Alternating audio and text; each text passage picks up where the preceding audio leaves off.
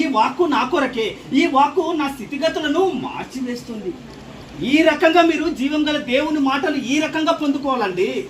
ఈ రకంగా మీరు ఆస్వాదించాలి దేవుని యొక్క వాక్కును. కేవలం విని వదిలేయడం కాదు. ఎస్, జీవం గల దేవుడు నా పరిస్థితులను మార్చగలడు, నాకు వాగ్దానం ఇచ్చాడు, ఆ వాక్కు నా గురించే వచ్చింది. నేను ఎటువంటి పరిస్థితులున్నా ఆ పరిస్థితులను మార్చగల సమర్థుడు నా యేసయ్య. గట్టి చెప్పను.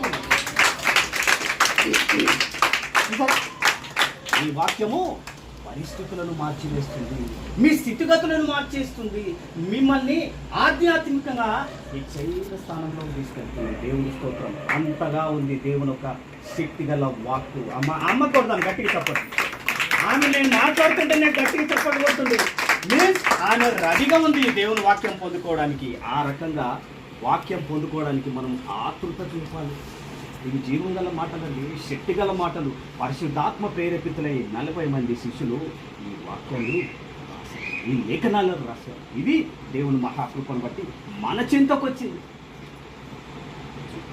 చూసారా, మీరు నా యందును నా శక్తి గల మాటలు మీ యందు నిలిచి ఉండాలి. హల్లెలూయా. ఈ వాక్యం అనే విత్తనము మీ హృదయం అనే నేలపైన బలంగా ఎప్పుడైతే నాటబడుతుందో అది ఫలించి అభివృద్ధి చెంది విస్తరించబడుతుంది. గట్టి చెప్పలు కొడతాం దేవుడికి.